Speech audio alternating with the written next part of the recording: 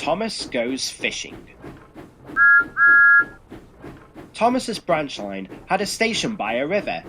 As he rumbled over the bridge, he would see people fishing. Sometimes they stood quietly by the lines. Sometimes they were actually jerking fish out of the water. Thomas often wanted to stay and watch, but his driver said no.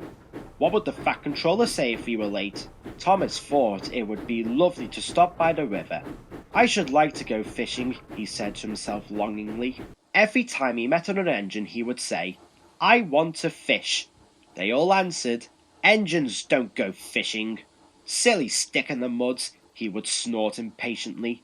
Thomas generally had to take in water at the station by the river. One day he stopped as usual, and his fireman put the pipe from the water tower in his tank. Then he turned the tap, but it was out of order, and no water came. Bother, said Thomas, I am thirsty. Never mind, said his driver, we'll go get some water from the river. They found a bucket and some rope and went to the bridge. Then the driver let the bucket down to the water. The bucket was old and had 5 holes, so they had to fill it, pull it up and empty into Thomas's tank as quickly as they could. There's a hole in my bucket, dear Liza, sang the fireman. Never mind about Liza, said the driver. You empty that bucket before you spill the water over me. They finished at last. That's good, puffed Thomas as he started, and Annie and Clara ran happily behind.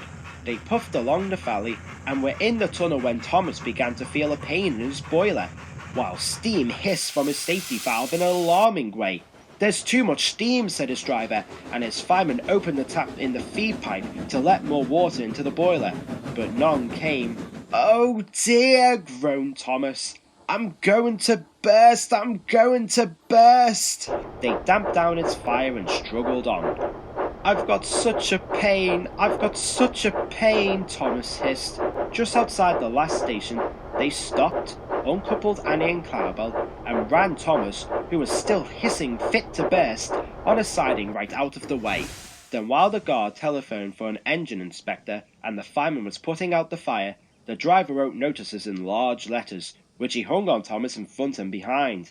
Danger! Keep away! Soon the inspector and the Fat Controller arrived. Cheer up, Thomas, they said. We'll soon put you right. The driver told them what had happened. So the feed pipe is blocked, said the inspector. I'll just look in the tanks. He climbed up and peered in. Then he came down. Excuse me, sir, he said to the Fat Controller. Please look in the tank and tell me what you can see. Certainly, Inspector. He clambered up, looked in, and nearly fell off in surprise. Inspector, he whispered, can you see fish? Gracious goodness me, said the Fat Controller. How did the fish get there, driver? Thomas's driver scratched his head. We must have fished them from the river. And he told him about the bucket. The Fat Controller laughed. Well, Thomas, so you and your driver have been fishing. But fish don't suit you, and we must get them out. So the driver and the fireman fetched rods and nets, and they all took it in turns at fishing in Thomas's tank while the Fat Controller told them how to do it.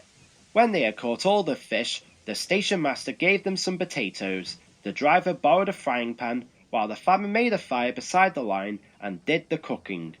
Then they all had a lovely picnic supper of fish and chips. That was good, said the Fat Controller as he finished his shares.